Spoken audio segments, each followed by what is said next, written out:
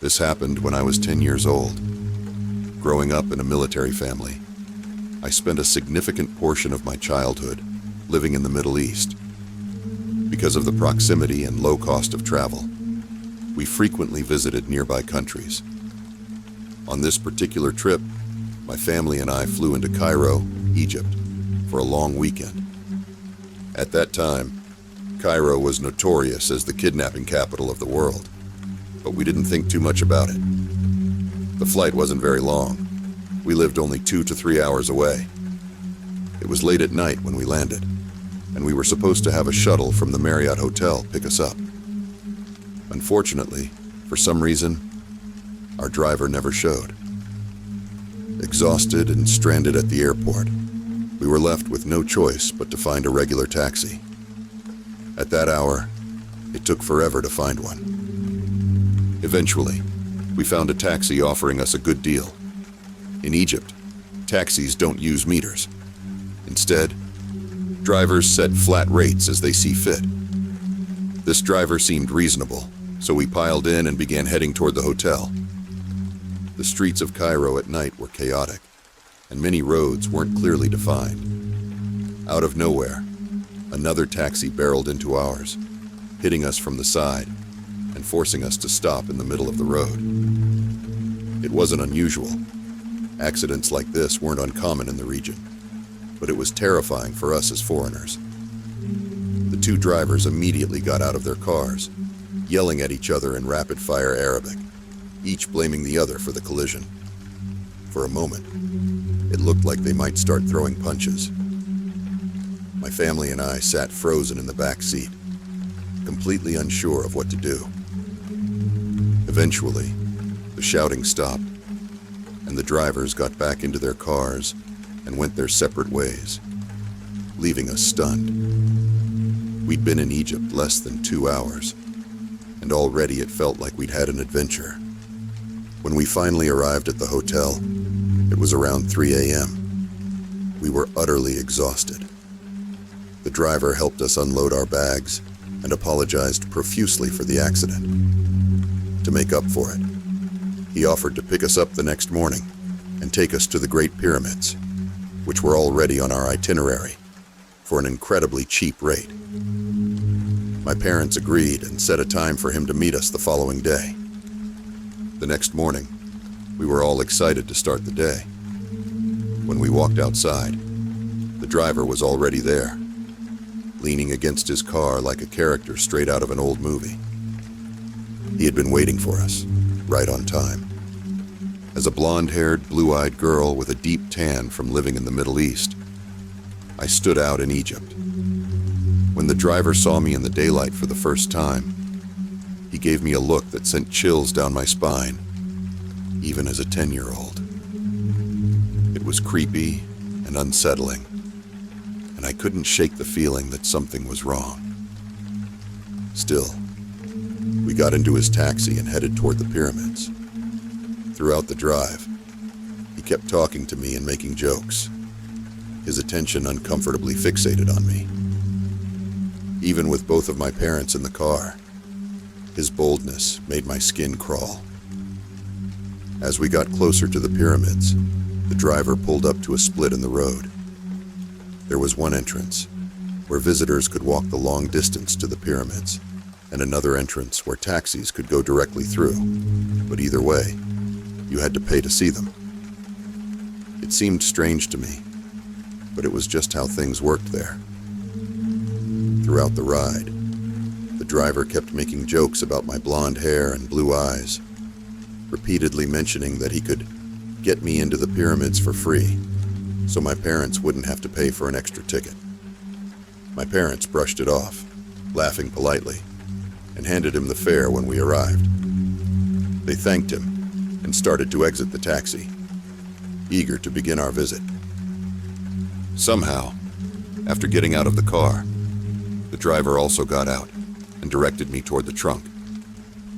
I thought maybe we'd left something behind, so I stayed back to check, while my parents walked toward the gate.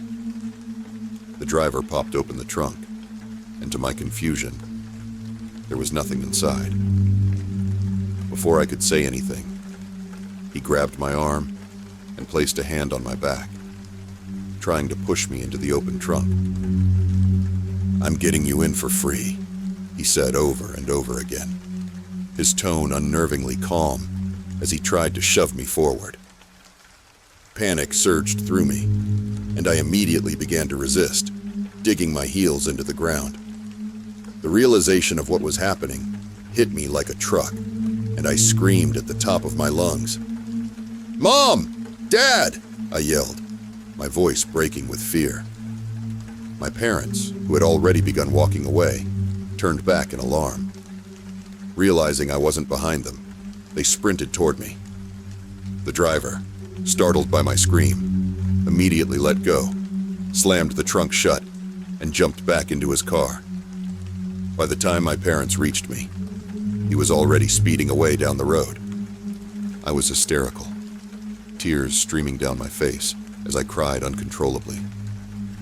My parents tried to comfort me, but I couldn't stop shaking. I was terrified beyond belief. The thought of what could have happened if he'd been stronger, faster, or more prepared sent chills through my entire body. That experience left a deep scar. Even now, I can't get into a taxi, Uber, Lyft, or any similar car service without feeling a wave of panic. That driver is the reason I still carry that fear to this day.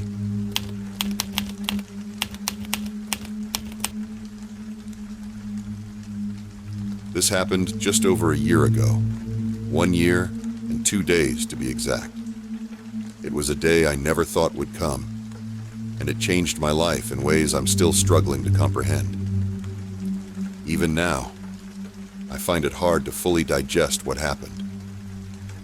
Let me start by giving you some context about myself, so you can understand why this event felt so foreign and surreal to me. I'm a geeky guy at heart, into science fiction, video games, and spending weekends with friends hiking, playing board games, or watching movies. At the time, I worked as a design engineer at a factory, living a simple, lower middle-class life in Mexico. Nothing about my lifestyle screamed target for the cartels. But the real issue wasn't me. It was my sister. She holds a high-ranking position in public security, a field closely tied to politics. And that, I realized, is why I was targeted. It was a Tuesday morning.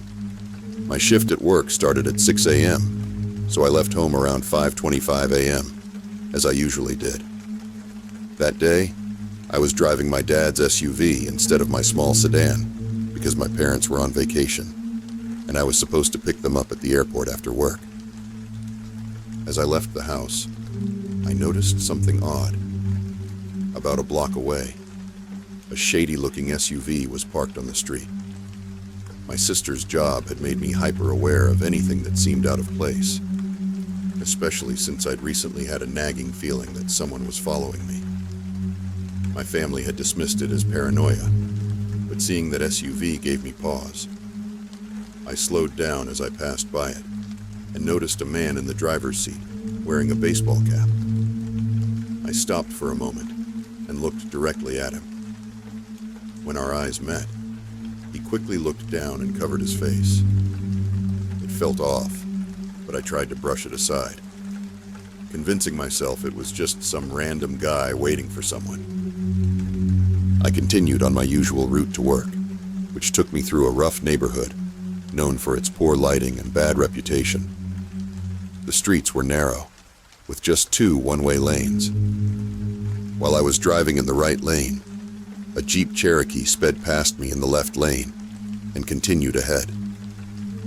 I didn't think much of it at first, but when I reached the end of the street where I needed to turn right, the Cherokee suddenly came to a full stop, blocking the lane in front of me. Its blinker was signaling a left turn. It seemed strange, but I didn't want to be rude and honk. I figured I'd wait a few seconds for them to move.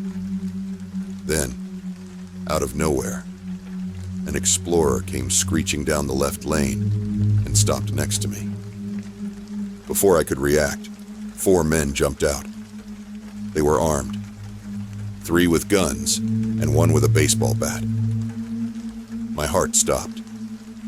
The man with the bat smashed my window, shards of glass spraying everywhere, and struck me in the face. Another man pointed a gun at my head and snarled, "Esto es de verdad, pendejo! Bájate del carro!" "This is real, asshole! Get out of the car!" I was in shock, but I knew this wasn't just a carjacking. The pieces fell into place in an instant. The cars I had noticed following me at night. The man in the SUV outside my house earlier. And most importantly, my sister's job. They weren't after the car. They were after me. I knew one thing for certain. If they managed to take me, it wouldn't end well. Torture, followed by certain death. That's what awaited me. My only chance was to escape. With no time to think, I slammed on the gas. The SUV roared forward as I crashed between the Cherokee and the Explorer, the impact rattling my entire body. One of the men got caught in my path, and I ran him over as I sped away. Adrenaline surged through me as I pressed the accelerator as far as it would go, honking the horn relentlessly. I hoped the noise would draw attention and make it harder for them to pursue me. My singular focus was to get to my workplace. It had private security, and I could call my sister to mobilize the police. My heart pounded as I flew down the road, every second feeling like an eternity. In the chaos and panic, I missed the entrance to my work and had to turn back. That's when disaster struck. I lost control and crashed into a corner. Time seemed to slow to a crawl. My mind raced as I tried to regain composure, breathing deeply to steady my nerves. I glanced in the mirrors, expecting to see the SUVs closing in, but the street was eerily empty, lit only by the faint glow of dawn. The SUV was still running. I turned it around and drove straight to my workplace. When I reached the gates, I yelled at the security guards to open them. The moment I parked, I jumped out of the car and called my sister. After speaking with her, I went inside and explained the situation to my boss. Shaking and covered in glass and blood, I found the nearest restroom to clean myself up. The sight in the mirror was sobering. Cuts on my face, shards of glass tangled in my hair, and the haunted look of someone who had just escaped death. When I walked back outside, the parking lot was swarming with police. About 10 squad cars were stationed at my workplace. My sister had already coordinated everything, and she instructed me to speak with a specific officer to confirm his identity. The process went smoothly, and for the first time that morning, I felt a semblance of safety. Following the incident, I moved into my sister's house, which was guarded 24/7 by police. I now have bodyguards who accompany me whenever I leave. This new reality came at a steep price. I lost my job, my friendships, and even relationships. No one wanted to be associated with someone marked as a target for the cartels, and while I understood their fear, it didn't make the isolation any easier to bear. The investigations into my case continued into 2017. Through security footage, I learned there had been 3 SUVs involved, with a total of about 12 people orchestrating the attempted kidnapping. I also found out which cartel was after me, one of the most powerful and dangerous in the world. To make matters worse, the investigator assigned to my case was later killed. Today, I work a low-profile job with the Mexican government. It doesn't pay much, but it doesn't attract attention either, which is all I care about. I've looked into leaving the country, but as a college dropout, I don't have the qualifications or money to make it happen. For now, I'm still living with my sister, protected around the clock by security forces. The men who tried to kidnap me remain at large. I'm trying to make the best of a difficult situation. I've lost a lot of weight, spend more time with my nephews, and recently started a steady relationship. But the fear never leaves. I'm always on edge, living with the constant, suffocating sense that danger is just around the corner.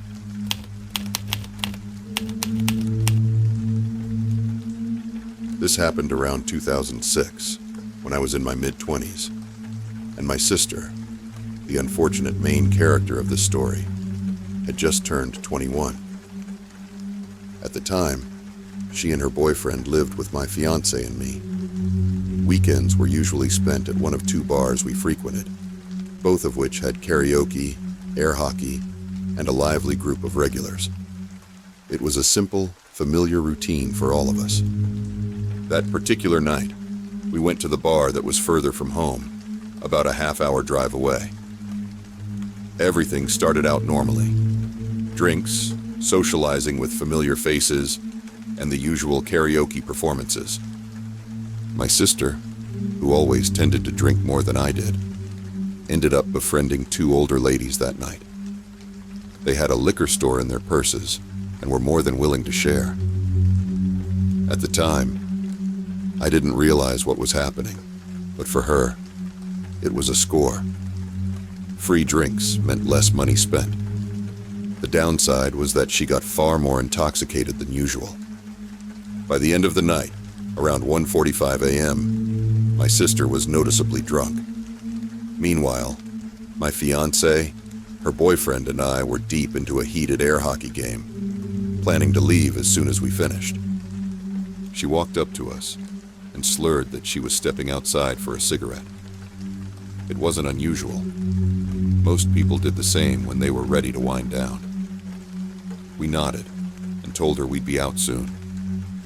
About 5 minutes later, we paid our tab and headed out to meet her. But when we reached the smoking area on the porch, she wasn't there. That was strange, but we didn't panic. Maybe she'd wandered to another spot nearby. We checked the back of the bar, the restroom, and the large parking lot. Still no sign of her. The bar was in a business park, with multiple closed offices and a Mexican restaurant next door that had just shut down for the night. We asked everyone, people we knew and people we didn't, if they had seen her. Nobody had. I even approached the restaurant workers sitting outside. They seemed nervous when they told me they hadn't seen her, but in the moment, I didn't think much of it. By then, panic was setting in. I'd called her cell phone at least 15 times, but it went straight to voicemail every time. Fueled by fear and a bit of alcohol, I took off my heels and started running down the highway, searching for her. In the past, she'd occasionally started walking home when she got too drunk, though she'd never done so from this bar, given how far it was from our house. Meanwhile, my fiancé and her boyfriend suggested we head home to see if she'd managed to get a ride somehow. It seemed unlikely, but we were grasping at straws. When we arrived home, she wasn't there. Just as we were about to head back to the bar and call the police, my phone rang. It was the police department. They told me they had my sister. There had been an incident, and I needed to come down to the station immediately. We rushed to the police station, where we were taken into a room with my sister. Her face was red and puffy from crying, and bruises were already forming on her arms and chest. Through tears, she explained what had happened. When she stepped outside earlier, she thought we were leaving and walked to the car. After waiting a few minutes, drunk and tired, she sat down against the car to wait for us. As my sister sat waiting by the car, a van pulled up nearby. A young man leaned out of the window and asked her for directions to someplace. Still drunk and eager to help, she walked closer to try and explain. That's when the back door of the van suddenly flew open, and two other men lunged out. Before she could react, they grabbed her and threw her inside, slamming the door shut as the van sped off. She recounted how rough they were, hitting her a few times as they held her down, all the while saying they only wanted money. They tore her purse from her shoulder, breaking the straps in the process, and rifled through it. In their frantic search, they somehow missed the $30 she had inside. After driving for a while, the men started speaking to each other in Spanish, words she couldn't understand. Then one of them pulled out a gun and made sure she saw it. Her heart sank as they tied a bandana around her eyes and told her they would let her go. The van eventually stopped in a wooded area near a neighborhood she didn't recognize. The men opened the door, shoved her out, and told her to run. "If you take off the blindfold or turn around, we'll shoot," they warned. Terrified, she ran, and she kept running, the adrenaline surging through her despite her intoxication. Eventually, she couldn't take it anymore and ripped off the blindfold. She stumbled onto a neighborhood street and ran to the first house she saw, pounding on the door and screaming for help. Thankfully, someone answered and called the police. She was picked up and brought to the station, where we were reunited. As she told me the story, her voice cracked with emotion. Her bruises and torn purse were enough to paint a vivid picture of the nightmare she'd just endured. The police took her statement and filed a report. They searched the area where she was left and managed to find the bandana she'd thrown off. But my sister's state of mind during the ordeal made it hard to give clear details. She described the van only as a white, older model and could say little about her attackers other than that they were young Hispanic men. The lack of evidence made the investigation frustratingly difficult. There were no security cameras that captured the incident, and no witnesses came forward with useful information. At one point, detectives came to our house, and their attitude was less than helpful. "Look, we need the truth," one said bluntly. "If you got drunk and went home with someone but don't want your boyfriend to find out, we will file charges for a false report." It was insulting and infuriating.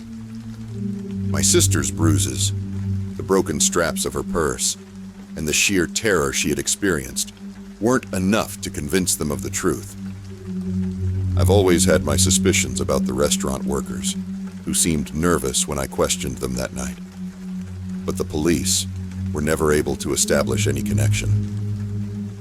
In the end, the men who took my sister were never found.